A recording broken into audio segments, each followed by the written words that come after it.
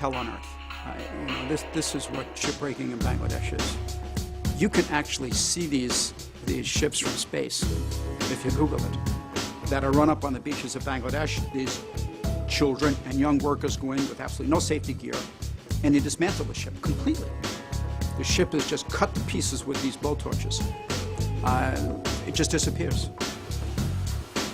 The cutters are on the ship, inside the ship, and they're cutting these gigantic metal plates off the sides of the ship. They fall into the sea, or they fall into the sand. There's groups of workers called loaders.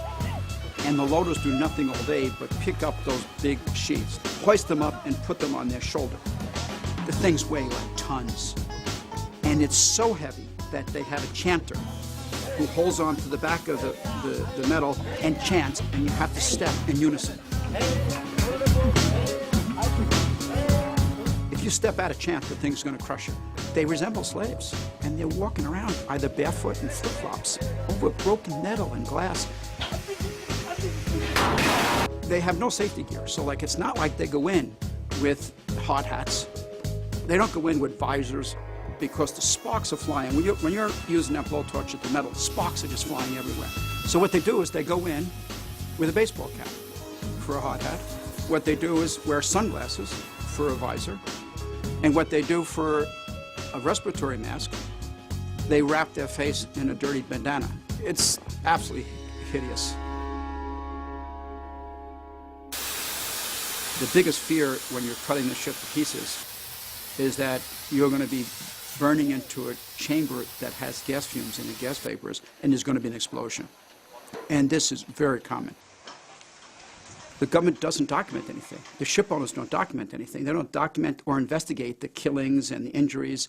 They just throw the people back into their villages. In some cases, we've heard they throw the dead bodies into the water. We interviewed one worker who was cutting a large piece of the ship inside. And he went outside because they had run out of oxygen for the blowtorch. And he hooked it up, and just as he was hooking it up, he turned around, and a big piece of the ship fell on him. And it hit the tank and smashed the tank into his back, the oxygen tank. And it broke his back in half, broke his backbone.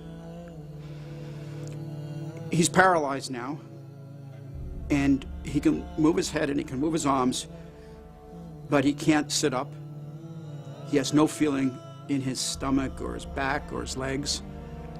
He eats, but has no feeling of eating.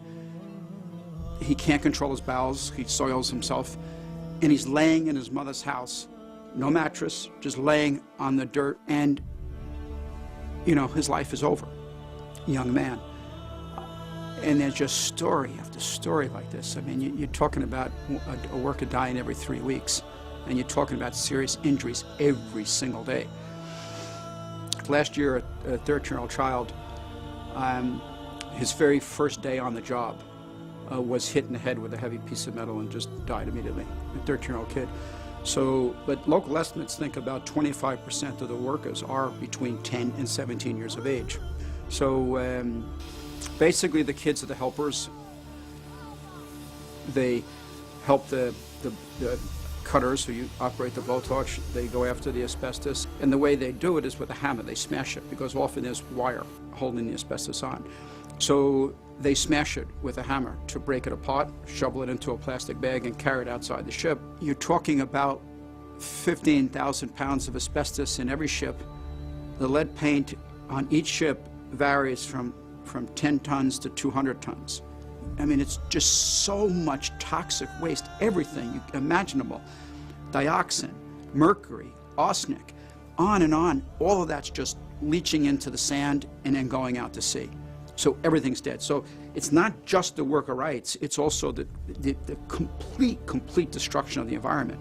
It will cost $350 to outfit every worker with the necessary protective gear. The most expensive part of the gear being a respiratory mask that would handle the lead paint, the dust, and could handle the asbestos dust. It's nothing. $350 could save these workers' lives. It could be safety belts. It could be the vest, the welder's vest. It could be the hard hat. It could be the visor. I mean, it's criminal.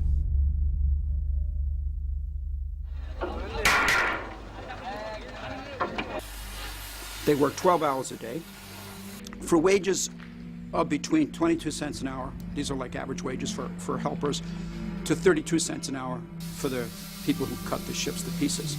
And they leave there having worked 12 hours all night long, and they go back to this miserable hovel, and it's not like they can take a shower. There are no showers.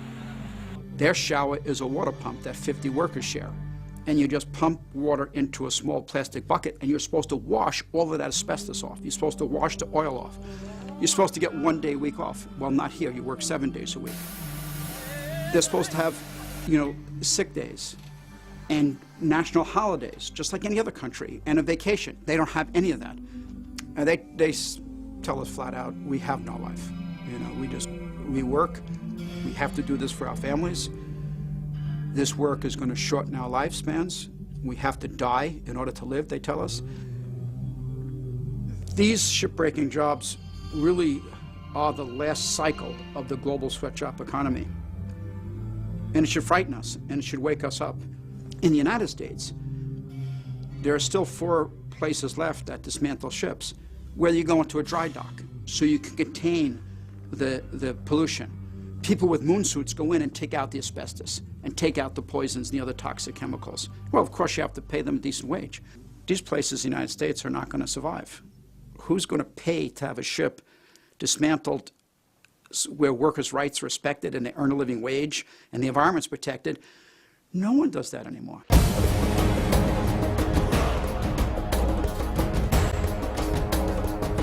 I've never seen anything like the conditions in Bangladesh in the shipbreaking industry. I mean, this is outright murder of workers. This is outright maiming of workers, burning of workers, injured workers, cheated of their wages, doing perhaps the most dangerous job in the world for 22 to 32 cents an hour. This was going on for 30 years. It speaks volumes about how badly the international institutions have failed workers. I'm talking about the World Trade Organization.